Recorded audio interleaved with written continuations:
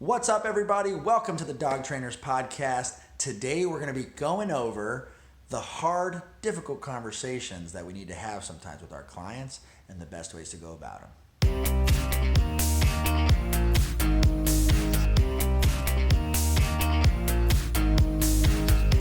What's up, everybody? This is Brent LaBrada with CANISBEHAVIor and Training. How's it going, guys? My name's Mariano, Untamed Dog Training. What's up? And this is our podcast. We started this podcast so we could talk to you guys about the things that dog trainers have to go through every single day, working with clients, working with animals, rescues, breeders, you name it. So we're here to kind of tell you guys a little bit of what our perspective is in the industry. So Mariano, what subject do you want to talk about today, my friend? Well, today I wanted to talk about all the fun little nuance and the difficulties, I think, of dealing with clients. Okay, so more specifically, something that we were just talking about, off air right now was, do you remember the first time you had to tell a client no, or maybe kind of put your foot down a bit, or maybe be confident enough to turn someone down who, for whatever reason, just wouldn't be a good fit to work with you? Yeah, for sure. I think there's a lot of insecurities that, let's say, like a novice dog trainer would have. I would say like a majority, like for my story specifically, when I was a dog trainer, I wanted to help people, right? So it's really hard when you want to help someone to be direct or, in essence, not try and tell them what they want to hear. And I think that's in every profession. If you're early on in that profession, sometimes it's really hard to stick to your guns and the knowledge and the facts that you know. So, Right. I totally get that. Totally get that. Yeah, and I think that is a good way to put the problem, though, is telling them what they want to hear. And it's not a lie. I mean, it's I think that a novice dog trainer has that tendency of biting off more that they can chew, and it's not because they don't know how to work with the dog. It's because maybe they just on accident are They may not know how to work with the client. Exactly. And they don't know how to let them down easy in terms of like, oh, you know what, I'm very sorry, but no matter what, your Great Dane is just never going to be as sharp as that, like, Malinois. He can be a good trained dog, don't get me wrong, but there are differences there that training won't account for. Well, exactly. I mean, we even run into things like different client types, right? So, it's really easy for you to work with a client who's a lot like you, right? I think that's the big thing. There's this comedian who goes, you might have multiple kids. He goes, but you have your favorite. And he goes, and the only reason that it's your favorite is because it's the most that's like you. And I would kind of agree with that. Like when I was a younger dog trainer, I loved the people who were like me, the people who were happy, passionate, wanting to have fun with their dogs, wanting to engage with their dogs, the people who were really active. Those were the easy people to really reach out to. And then, as I got better and better and better with working with clients, working with the people who are this close to the edge of getting rid of the dog.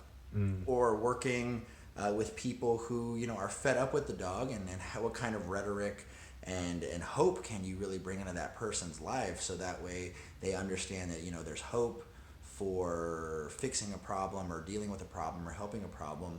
And again, we're doing it all in the name of trying to save this dog's life and prevent them from going to a shelter or a rescue. In essence, the more advanced you get as a dog trainer, the better you have to be at your relationship counseling skills and your coaching skills with your clients. That's interesting, because you bring up a point that sounds very, I'm sure dog trainers know, or maybe the, more novice dog trainers don't know. That sounds very, adept, like from a human psychological standpoint. And I think it stands to reason that people who are more like you, you're more capable of understanding and therefore empathizing with. But people who are different, it's like a muscle that you have to develop, that you can accept the difference and still try to find that way to kind of be with them and there for them in that sort of sense, even though you don't necessarily mesh, right? And it is fun to try to do that from a client perspective. And I do know what you mean, how it takes a while. The better you get, the better you can, the more diverse of a client you can deal with, someone who's different than you. But yeah, that's definitely a fun one. Right. In my mind, I've always kind of looked at, stage by stage, like what kind of clients do I deal with? And in my mind, three categories came into mind right now while you were speaking. One was preventative dog owners, so people who want to get their dog trained before something bad has happened. The proactive dog owner, which is noticing things getting out of hand, and we have to teach them how to gain control of things that are getting out of hand. And then the other one would be like the reparative dog owner, the ones where we have to go ahead and repair, the neglect, the lack of training, the lack of focus on a certain area of training that we have to work with. And the way that we work with each and individual one of those types of owners who fall into different categories, we have to adjust a little bit. We have to really empathize and get to know where they're at and why that's happening, because a lot of our job as trainers is how do I motivate that particular person to do the right thing for their dogs, right? What I see a lot with people who are preventative, these are the people that go, I got a 4-month-old puppy, I need help with potty training, he's not crazy or bad yet, but we just want to make sure we start off on the right track so that we don't have problems down the line. Those types of people we see are actually pretty good at staying on top of it, right? Those are the people who are putting in the homework, who don't want big problems ahead. They have a better idea of kind of the macro big picture of, downstream, I know if I put a lot of work in up front, I'm not going to have any issues down the line. Right. But then we kind of get these people who, what did I call it? I forget what I called it, but the people in the middle who are starting to notice what is going wrong, and now they want to control it before it gets out of hand, right? These people, I feel, are some of the most eager to learn because they saw what happened when they weren't paying attention. And if the knowledge we give them, they eat it up and they see the results, and they walk their dog better on leash, or they start utilizing like a crate, or they start they start using more commands, they start requiring certain protocols from the dog inside the house, and they start seeing how by just having these little expectations and rules, that they're able to fix the dog. Now the last one, these are the restorative, the ones where we have to actually try and turn the dog's behavior around.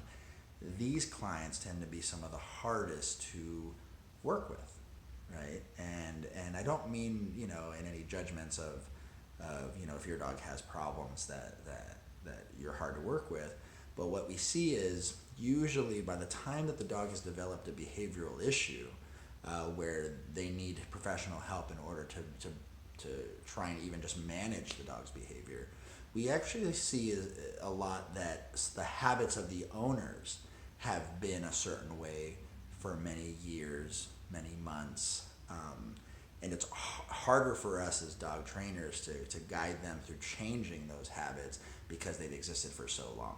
Right. If you had bad habits with a puppy, from age 2 months to 4 months, well, we can turn that around in about a month. But if you have bad habits with the dog for 3 years, 4 years, and you as the owner are used to behaving a certain way for 2 to 3 to 4 years, it is harder for us to train you to fix that issue, right? And to maintain that issue, just because you're out of practice, you're not conditioned to do it. So. Just to kind of give you guys a little bit of insight of that. Yeah, I think it definitely, we talked about this the other day, that it was, of course, correlation doesn't always equal causation, but a good percentage, I would say definitely at least more than half the time, depending on what the dog's issues are, you can somewhat gather the personality type of the owner. And you can be wrong. If I'll talk to somebody, the example I used last time was somebody has an aggressive dog, an older aggressive dog, like years old, not like, just started these issues recently. And we speak a couple times on the phone, and so the next plan of attack is I'm going to come meet with you, or you're going to come meet with me, or however that goes. And of course, I'm going to go into this meeting very open to learning whatever little nuances about you and the dog I need to learn. But I've already got a rough outline of what I think is going on. Only because, depending on the type of person, there are certain types of people that you can already kind of guesstimate would never even let the dog get to this point.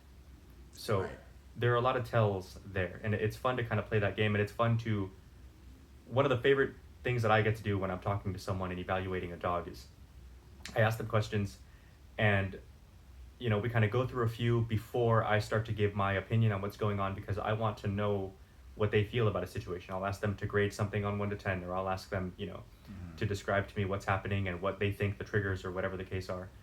Right. And then we get into it, and I'm like, you know, I explain, and they're like, oh, they feel like, oops, I'm wrong. And I'm like, no, it's good that I get your input, because it tells me a lot about where you are mentally, and I need to know these things in order to start to bridge that gap.